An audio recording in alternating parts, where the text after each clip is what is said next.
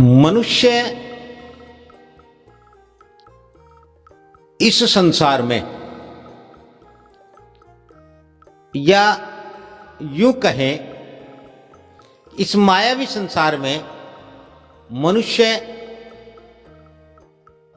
प्रमुखतया जो कर्म करता है वह माया के लिए अर्थात धन के लिए करता है। जबकि मनुष्य यह बात नहीं समझ पा रहा है कि मनुष्य के लिए कर्म करना आवश्यक है, कर्म करना जरूरी है, कर्म करना निश्चित है। पूरी सृष्टि में केवल मनुष्य ही एक ऐसा प्राणी है जो कर्म करने के लिए पैदा हुआ है, कर्म करने के लिए बना। जब कर्म करना निश्चित है तो फिर कोई कारण विशेष क्यों हो कर्म करने का, सिर्फ कर्म करें। मनुष्य प्रकृति जनित, प्रकृति रचित प्राणी है, इसलिए मनुष्य का सार, मनुष्य का आधार प्रकृति है। और जो वस्तु, जो पदार्थ, जो जीव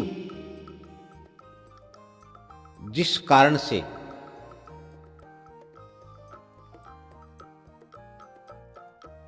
उत्पन्न होता है उसे उसी में समाना होता है। लेकिन मनुष्य ऐसा कर्म करता प्राणी हुआ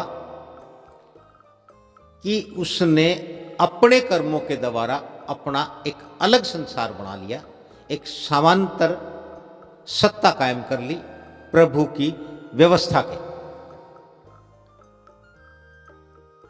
और इस सत्ता में, मनुष्य की इस समानांतर सत्ता में माया यानी कि धन प्रमुख है। इसलिए मनुष्य के सारे प्रयत्न, सारे प्रयास धन के लिए होते हैं। लेकिन मनुष्य ने आज तक इस बात पर कभी भी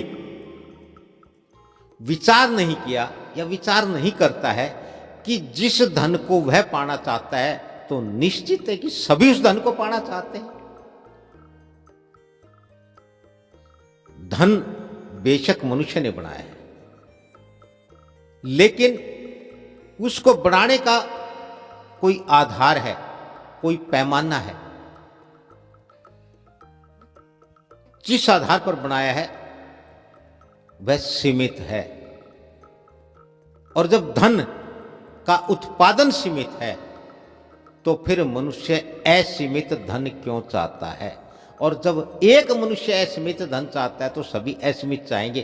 जो सीमित है और उसे असीमित रूप में चाहना अपने आप में एक विकार है, एक बुराई है, एक रोग है, एक कष्ट है, दुख है और दर्द है। इसलिए मनुष्य धन के लिए कर्म करता हुआ अंतत धन के रूप में सभी दुखों को, सभी कष्ट और रोगों को प्राप्त करता है। धन एक व्यवस्था,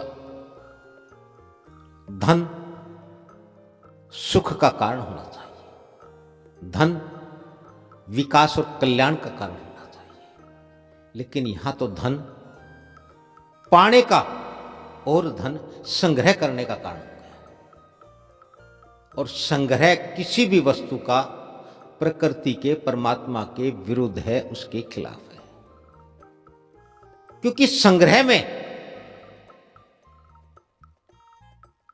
जो वस्तु अधिक मात्रा में है, जिसका प्रयोग ना होता हो, जो अतिरिक्त मात्रा में जमा हो उसका सने सने अनेक कारणों से अक्षय होना आरंभ हो जाता है। उसकी क्षति निश्चित है, उसका नाश विनाश तय है। यही धन का भी है। जब मनुष्य ने धन बनाया तो इसलिए बनाया था कि भी मैं इसके बदले, इसका आदान प्रदान होता रहे, इसके बदले वस्तुएं ली जाए और दी जाए। लेकिन आज मनुष्य अपने ही इस माया के जाल में फंस करके रह गया है और मनुष्य की दशा, मनुष्य की गति मकड़ी, उस मकड़ी जैसी हो गई है जो जाल बुनती है कीट और पतंगों को फंसाने के लिए, ताकि वो उसमें फंस जाए।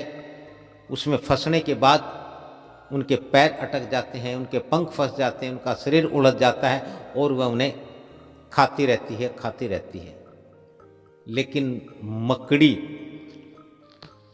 केवल पेट भरने के लिए, दूसरों का अहित,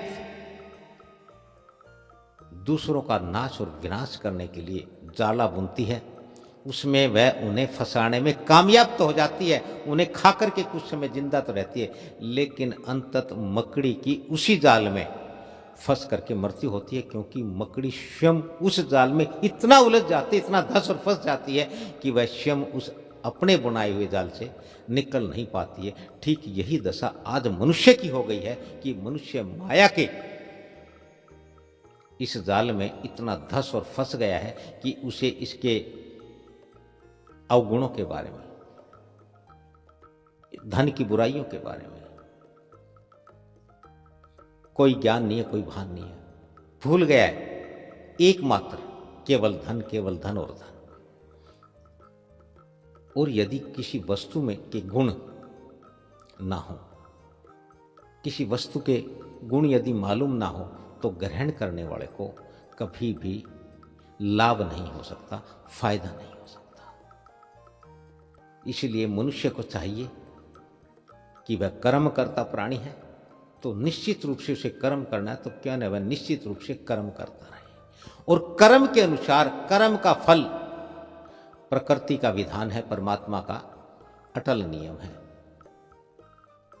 और उसे मनुष्य अपने बनाए नियमों के अनुसार भी कर्म करके ही पाता है। यही विधान तो परमात्मा का प्रकृति का पहले से है, तो फिर क्यों न प्रकृति के विधान के अनुसार, परमात्मा के नियमों के अनुसार मनुष्य कर्म करे, तो उसके सभी कर्मों का उसे निश्चित रूप से फल मिलता है, फल प्राप्त होता है। और वह फल फलदायी होता है, शुभ होता है, कल्याणकारी होता है।